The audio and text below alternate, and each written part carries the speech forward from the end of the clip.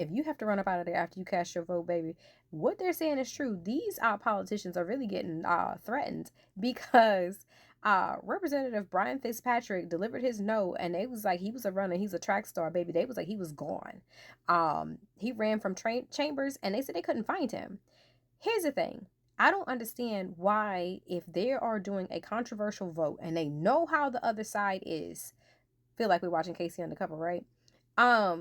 That they won't all rally together and just stay somewhere together.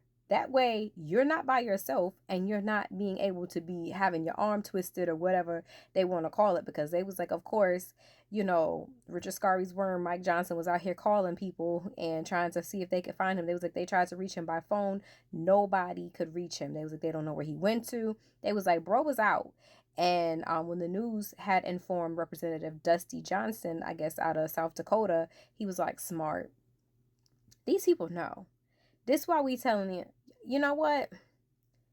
If during primaries, y'all don't vote these people up out of here and get y'all some folks with some spines, yeah. Because let me tell you, get some of the young nobles in there and let that shit happen. I guarantee you, you could do all the things you want to. Ain't nobody dealing with this.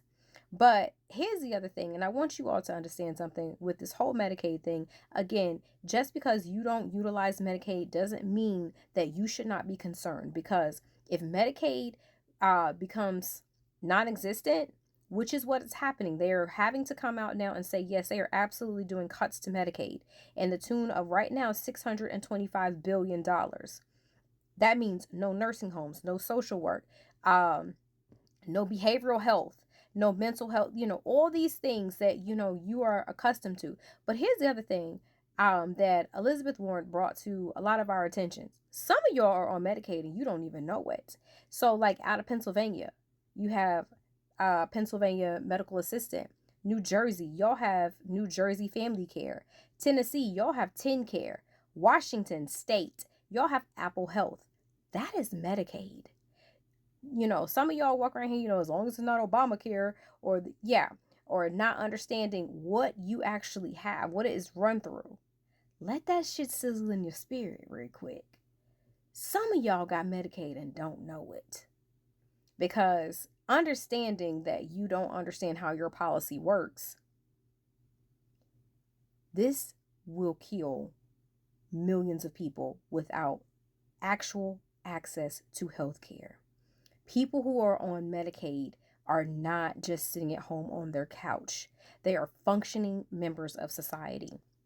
They work at your local Walmart.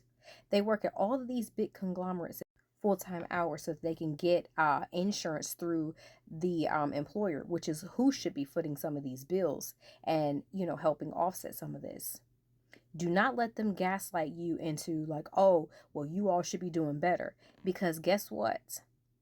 They made sure that their health care was taken care of while they took, what was it, in the tune of $40 to $50 billion from federal workers, long as they weren't Congress people. These Congress people are going to have to stand up. You know what it's going to do to your constituents.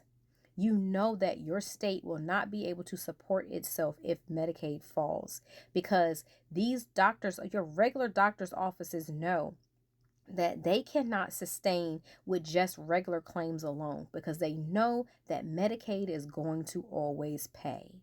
Stop letting them gaslight you into thinking, oh, because you're poor or you're below the poverty line, you've done something wrong.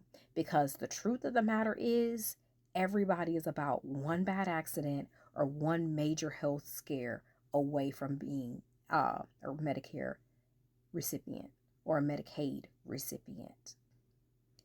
Make sure you understand. You call your representatives and tell them they better vote no.